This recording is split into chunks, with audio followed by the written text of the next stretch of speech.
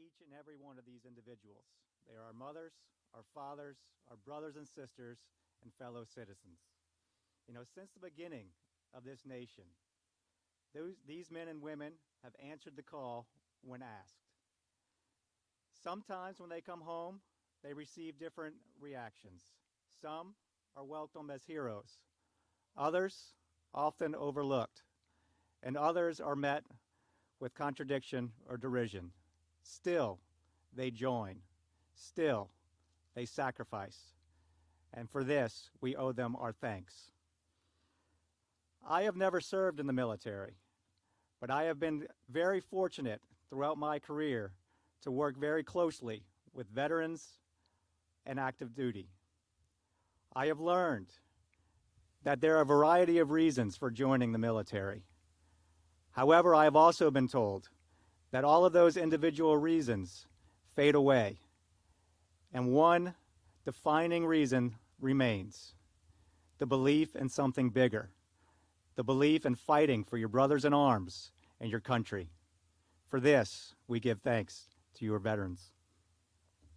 As I mentioned, I've been very fortunate with my close contact with veterans.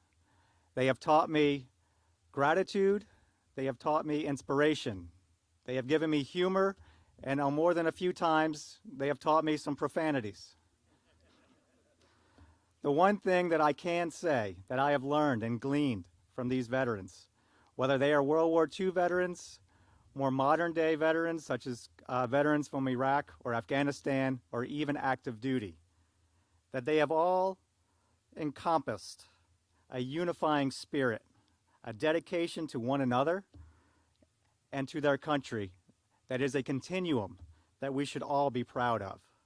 So I hope that on this day and every day, our veterans feel our pride, our respect, and our gratitude for your service. Veterans, we thank you. I would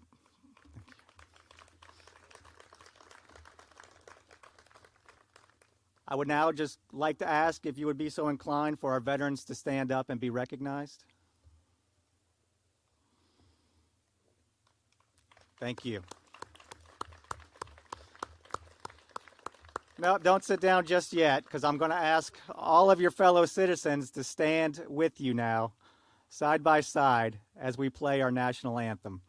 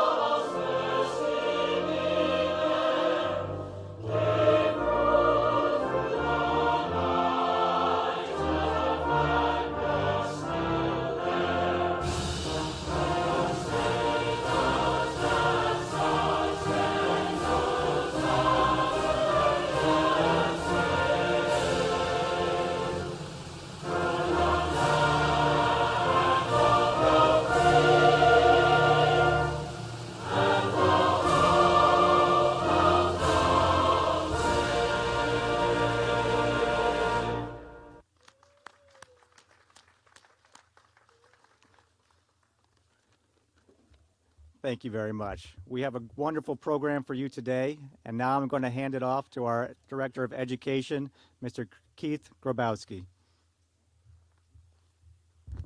Thank you very much. And it's very important to acknowledge the support that you get from an executive director, and having somebody like Dr. Cartier on board as our team is an amazing thing with all his experience.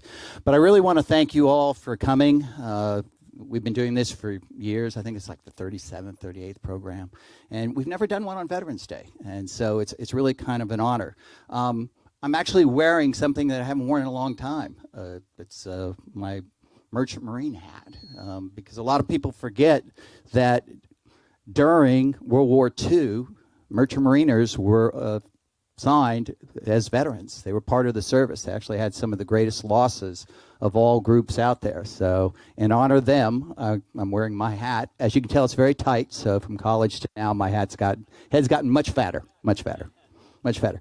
So Veterans Day, you know, what's the difference between Veterans Day and Memorial Day? It's a big difference. You know, Memorial Day, we honor everyone that paid the ultimate price and those that went on to, you know, another world. But today, you know, it's also interesting when you look at why November 11th. Eisenhower and those guys, when they started it, you know, they kept pushing it around, moving around, finding a date, and then finally they settled on November 11th. And November 11th was the day when the armistice was signed that ended World War I. So when you think about veterans, we do acknowledge the 28 million veterans that are now part of that are living veterans, but also those that have gone on before. So I would like for us all just to take a few moments, just a moment or two, and just acknowledge those that have passed on along with the ones that are living. Thank you. With that being said, what do we hope to accomplish today? The volunteers are the heart of our ship, of our museum. They, you know, without them, their stories, you know, to me, it's the greatest privilege to have them and talk to them, hear their stories. And what I hope to do is that through our live stream, our social media platforms and everything, you know, I ask you guys all to go back and follow us on our Facebook. You know, it's just, we have so much information out there, but we'll take today's little conversation, I call it the Eli Manning, you know, painting show up here. We're going to take it and we're going to just have a little conversation, and then we'll go back and we'll add more information to it. But the goal is to get the 99% of us that have not served to reach out, because that 1% that put on the uniform, swore the oath to the country, you know, so that we could be protected. You know, they're unheard stories, and, you know, history's passing us by. And now we have another generation that was involved in Iraq and Afghanistan, and their stories need to be told too. We all need to respect it. So it is the one day where, you know, when you see a veteran, you really should say, you know, I appreciate all you did, and I'm proud that you served, because they're great. Anyway, with no further ado, I really would like to get this on. This isn't about me. It's about these guys I'm going to introduce. The first person I'd like to get up here is Master Gunnery Sergeant John Thorpe from the United States Marine Corps, retired.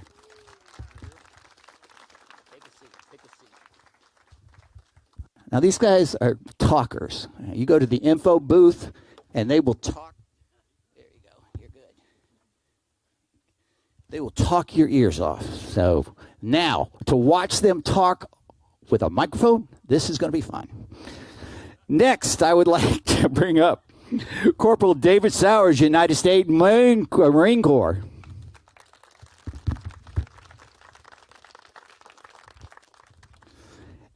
And last but not least, Commander Paul Waters, United States Navy, retired.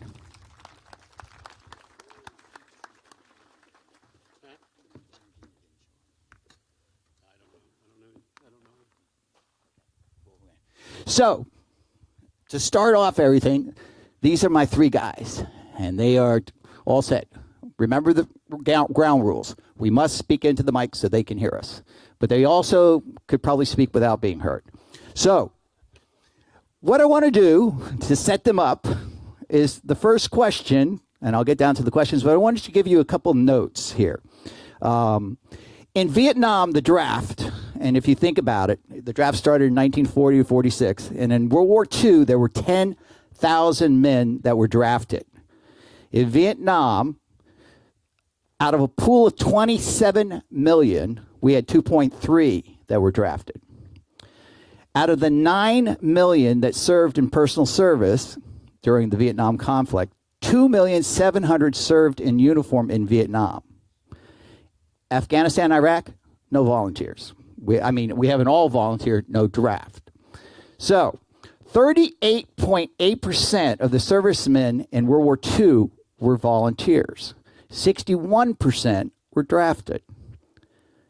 Vietnam, 25% were drafted, 75% volunteered. With that being said, John, if you could tell us, how old you were, how you joined, and why. Well, I was 17 years old, and we had one guy that, I guess it's on. Yeah, we had one guy that was in the Marine Corps. He came back and gave us a slideshow, and that kind of got me into going into the Marine Corps. I actually volunteered in as soon as I got out of high school, and I went to boot camp. Naturally, from Kansas, there's nothing else going on, so the middle of Kansas, if you've never been there, it's time to go. But I got on a train 3 days later. My first day in boot camp at MCRD San Diego was December 31st. So it was a good way to start 1967. Dave? Oops. This damn thing doesn't work. Hello? Can you hear me? Okay. I wasn't a stellar high school student. In fact, my guidance counselor said I was lazy. But when I finished high school, I decided I'd learned everything I wanted to learn, so I wanted to do something else. I wanted to travel. Came from a very small town in southwestern Virginia, and I wanted to travel. I thought at 18 years old that it was my time to do something for my country. The country had taken care of me for 18 years, and I thought that's time for me to do something for the country. And the big reason was my father was a World War II Marine veteran. And so I decided at the spur of the moment one day, my senior year in high school, I was going to join the Marine Corps. And my mother cried. My father was proud as he could be. The recruiter came over, gave me the test, said I was smart as hell, gave me a 3-year enlistment.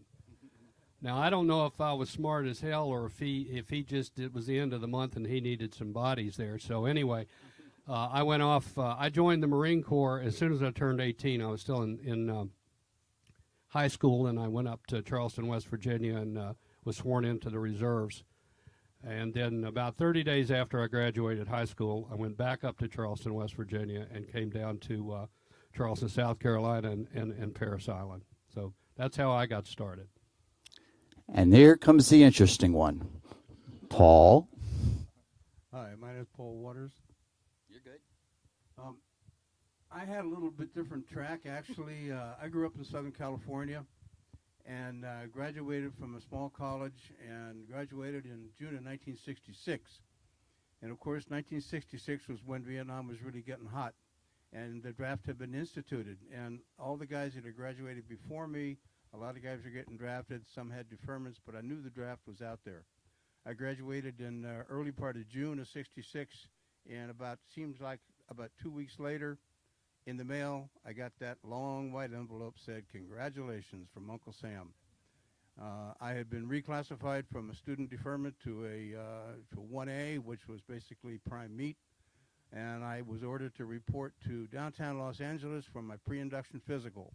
And I said, okay, I'll go ahead and do that. And I took the pre-induction physical, and they said, you now have orders to Fort Ord, California, for your Army basic training, and I had 30 days to get things ready. So I went down to the draft board, and I said, what are my options?